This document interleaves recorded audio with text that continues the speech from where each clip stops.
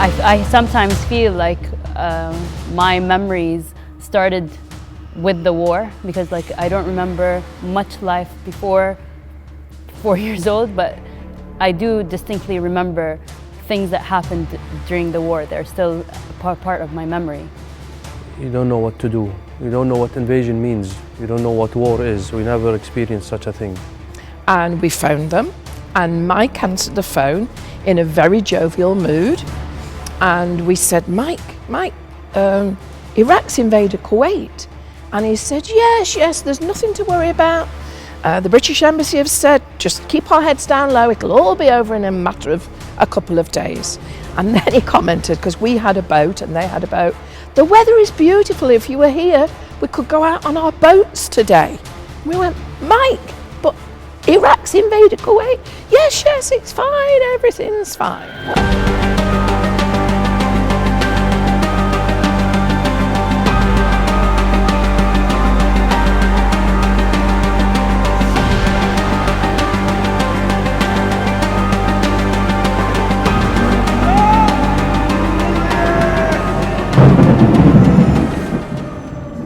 I was studying civil engineering in Boston, in the United States, and I was in my senior year, so I'm quite settled in Boston with my friends, and getting ready for graduation. I got to know about the invasion happening while I was having dinner in the restaurant. So from that point, everything was totally different.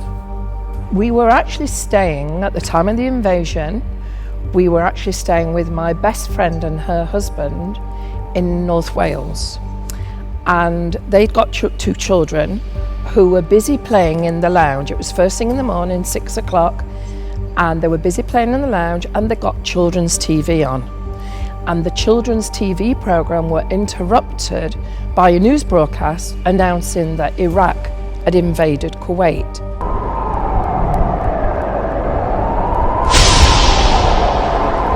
August 2nd, 1990, a day that marked the beginning of a month of chaos and uncertainty for the people of Kuwait. Iraqi troops under the command of Saddam Hussein launched a surprise invasion of Kuwait, swiftly taking control of the country and its oil fields. Within hours, Kuwaiti citizens were fleeing the country in panic as the Iraqi army looted homes and businesses and imposed martial law. We are joined now live on the telephone by a radio journalist, Hedy Liberated, who is a journalist from the Netherlands based in Kuwait. We understand, Ms. Liberated, you have just been out on the streets there. How does the situation seem to you at this hour? It's impossible at this moment to get out on the streets because there's been a curfew announced by the provisional government. The first few days of the invasion were marked by widespread confusion and fear. Many Kuwaitis took to the streets to protest the occupation, only to be met with gunfire and brutality from the Iraqi military. As the first week of the invasion unfolded, reports began to emerge of human rights abuses by Iraqi troops, including the brutal treatment of Kuwaiti civilians and the targeting of hospitals and schools. In the weeks that followed, the situation in Kuwait deteriorated further. Iraqi troops continued to terrorize the Kuwaiti people, and many Kuwaiti citizens who had not fled the country went into hiding, fearing for their lives. The United States began to mobilize its military forces in the region, while other countries imposed economic sanctions on Iraq in an effort to force Saddam Hussein to withdraw his troops from Kuwait. The first month of the Iraqi invasion of Kuwait was marked by chaos, violence, and uncertainty. The world watched as the situation in the Middle East continued to escalate, with no clear resolution in sight. Attention is focused on Kuwait City itself. There are Iraqi troops around 8 embassies there now, including those of Britain and America. At the British Embassy, the remaining staff reported the electricity was cut off this afternoon. And one of my first memories, and this is still something that I remember, was probably towards November, December, waking up in the middle of the night, having my dad pick me up. And I still remember being in a rush, seeing my parents and my older brothers take pillows and blankets and like throwing them from the staircase all the way down to the basement and having to rush downstairs because we were hearing sirens and lots of aircrafts overhead. And I think that was my first memory of the war because of feeling so scared, having to be woken up, dragged out of bed, rushing downstairs, not really understanding what's happening, but seeing that everyone was panicked to get to the basement and staying there. And from that day, we started living and sleeping downstairs in the basement. The most memorable part during the occupation was how people all got together and started working immediately for the cause of liberation.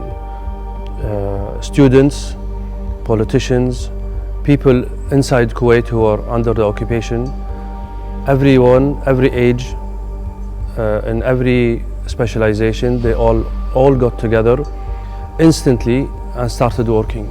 And this is something I cannot forget. Life during our normal day was, we'd wake up, we'd go upstairs. My dad, during that time, was working in the supermarket, doing whether restocking or working in the bakery. My older brother was cleaning up the streets, making sure that the garbage was being picked up. My parents tried as much as possible to provide a normal life, where my older brothers and my cousins had to study. They made sure that they had an hour or two where they're learning something, but it's so hard to keep some kind of structure. And for my mom was a doctor, so the first thing that they did was they went to my uncle had a pharmacy, so they got all the medicine, they brought it back to the house, and she opened a clinic in the house so she can treat whoever needed some medical aid. Of course, it wasn't advertised. They had to bring in people quietly, but it was the service that she could provide at that time.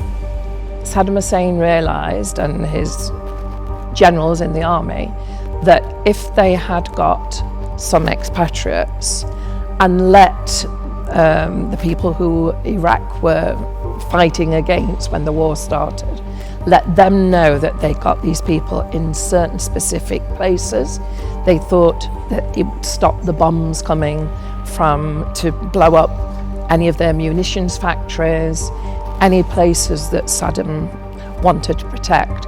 So these men, no women and kids, only men, were placed as human shields, and the Westerners were told, we've got some of your men here, so, basically don't send bombs this way.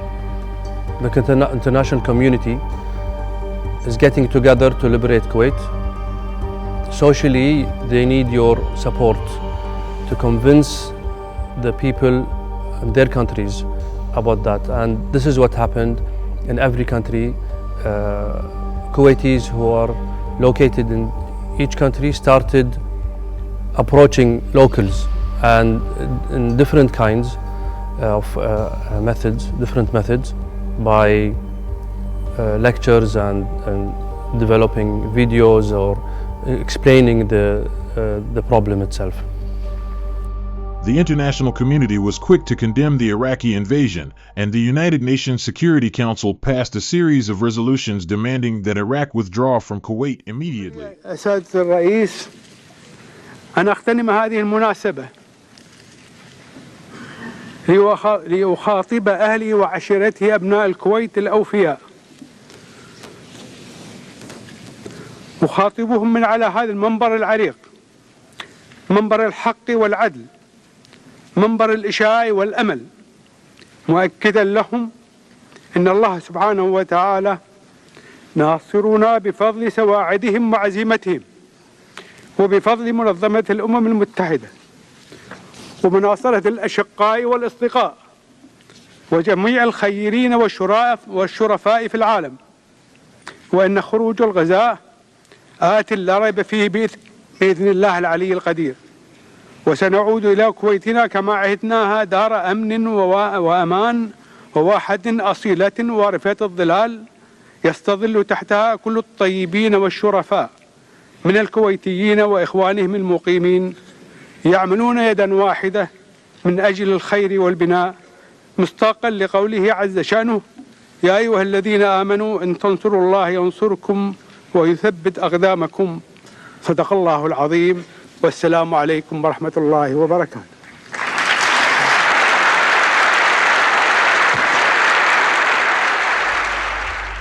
The international community was quick to condemn the invasion, with the United States and other countries calling for an immediate withdrawal of Iraqi forces from Kuwait.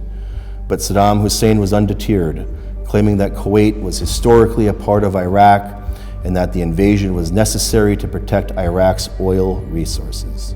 Life changed in Kuwait during the occupation drastically. Some people are living in other houses. Some people, supplies are scarce, and they live with whatever is available. Some people, they cannot drive their cars. Different difficulties they are facing. Yet they all stuck together and faced the occupation very strong and firm until Liberation Day. We were fortunate enough that our interactions with the Iraqis weren't troublesome, but I do remember that they came one day and they asked my dad which of the houses around us were empty. So they went and they lived in the neighbors' houses, and we were surrounded, like all our houses were surrounded by the Iraqis, because we were still one of the few houses that were occupied. And I still remember that day. The Iraqis knocked on the door, and for some reason I decided to go out with my dad. And he was speaking to my dad and asking him, and after he finished his conversation with my dad, he called me over and he picked me up and he asked me, who do you love? Do you love Jabir or our president Saddam? And at that moment I answered and I said, I love Saddam.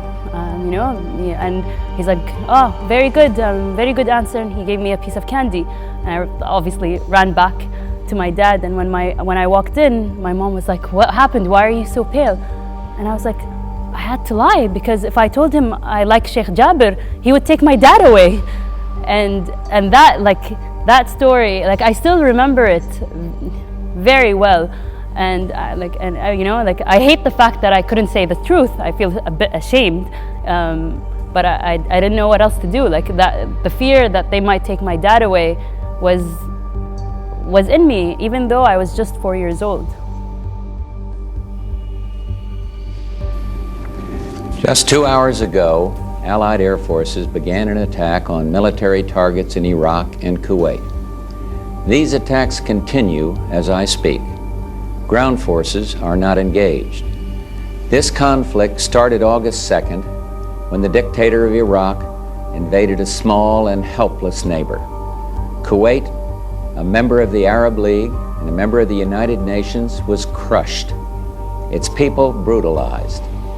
5 months ago, Saddam Hussein started this cruel war against Kuwait. Tonight, the battle has been joined. January 17th, 1991, a day that marked the beginning of a new phase in the Gulf War, as the United States and the coalition partners launched Operation Desert Storm. The objective of the operation was to liberate Kuwait from Iraqi occupation and to remove Iraqi forces from the country. The U.S. and its allies had spent months building up their military forces in the region and had carefully planned their strategy for the upcoming conflict. As the first bombs fell on Iraqi targets, the world watched in anticipation. The U.S. and its coalition partners launched a massive air campaign targeting Iraqi military installations and infrastructure. But the United States and its coalition partners were determined to achieve their objective, and they pressed on. The war started in January. It was January 17th. I had just done a Christmas concert which had been delayed because there was so much snow in the UK, and so we were set to do this concert on January the 16th and 17th. And we, my husband and I at the time, we were sat in a Chinese takeaway after the concert, just waiting for our Chinese to be prepared, when we saw on the TV news that the war had started. And the school I was working at, a secondary school, the head teacher knew obviously that I'd been in Kuwait and wanted to make me as like a living history teacher that would, even though I was teaching music in the school, that children could come and ask about Kuwait and ask about what was happening. Late February 1991, the world watched in horror as the Iraqi army invaded Kuwait and began setting fire to hundreds of oil wells. The resulting environmental disaster would go down in history as one of the most devastating of its kind, leaving a scar on the land and the people that would never fully heal. Well, we have a very good friend now, Ali Assad, who is Kuwaiti. And Ali was part of the group of firefighters that were putting out all of the fires that were deliberately set on fire by the Iraqis when they were retreating back to Iraq. So I've heard lots of stories from Ali Assad about the initial, what it was like, how it was dark 24 hours a day because of all the pollution from these fires. He ordered the Iraqi army to blow up the oil fields of Kuwait. It created scenes of apocalyptic devastation. It looks like what I envisioned hell would look like. The country of Kuwait is burning. Hundreds of wells were blown up, sending a wall of flame and smoke thousands of feet into the air. Pipelines were ruptured, storage tanks exploded, and huge lakes of oil pooled in the desert sand.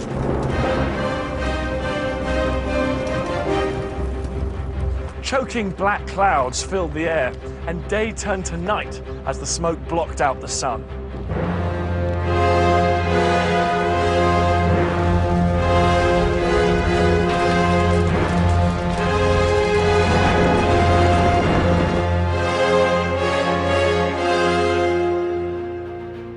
Finally, on February 26, 1991, a ceasefire was declared. The United States and its coalition partners had achieved their goal.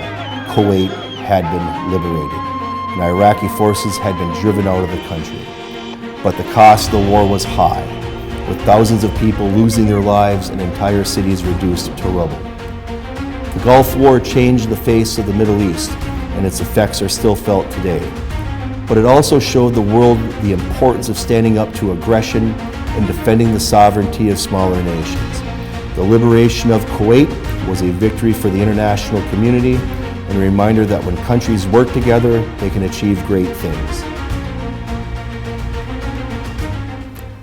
Well, honestly, it was being on February 25, waking up, having my brother wake me up, and then it was just early morning, and we were all looking outside the window, seeing all these Iraqis coming out of the houses, taking out TVs, washing machines, fridges, whatever they could get, couches, whatever they could get from the houses, loading them into trucks and just running away. And we were so astonished. And then there were two soldiers after the first initial group left, two soldiers that were waiting outside for a truck that never came, and they waited for hours, and then they just left everything out and outside, whatever they tried to steal, and ran away. And I still remember that feeling, and it's over, and it was so interesting to see how the difference, from fearing them so much and having to make sure, you don't push any of their buttons, to be quiet, to keep to just seeing them flee and fleeing with whatever they can take with them at that moment. Liberation to me was imminent. I was sure and confident that it's coming. I don't know how. I was young. I don't know much about politics. I don't know much about war games, but I knew that liberation is coming. It's only a matter of when. So when the liberation happened, I was ready. I mean, it was expected. I was expecting it. We are quite fortunate. To my knowledge, there isn't in history a country that has been occupied and liberated fully in 7 months. I think this is historical, and and the unity of the people among themselves and with the government and with the ruling family. It will be always highlighted in history. You know, you never know when things will be taken away, when you wake up and you no longer have a country. You see it in Kuwait, you see it in other places around the world, and that you shouldn't take it for granted. Like, if you want to fix something in your country, you can wake up and fix it. Try to do the best you can to improve where you live. But I think the biggest lesson is not to take anything for granted. No one expected it to happen. Like, no one thought that one, and it was so easy. It happened overnight. The occupation triggered a lot of points, painful points in us, in me at least. Thinking and being raised that Iraq is a neighbor, they are brothers, we are all one nation, and supporting Iraq during their war and their suffering, and then suddenly this happens to us. You don't know how to deal with those soldiers, and you see them looting, threatening, killing, hearing stories from your family and how they interact with these soldiers. It really took a very long time to comprehend and change your belief and your understanding that all your life you were raised to deal with. Possessions don't matter, people do. We lost a lot in the Gulf War. As Commander-in-Chief, I can report to you our armed forces fought with honor and valor. And as President, I can report to the nation, aggression is defeated, the war is over.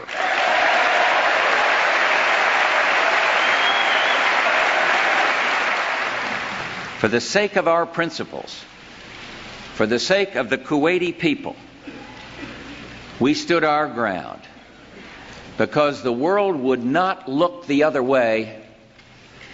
Ambassador El Sabah, tonight, Kuwait is free. We're very happy about that.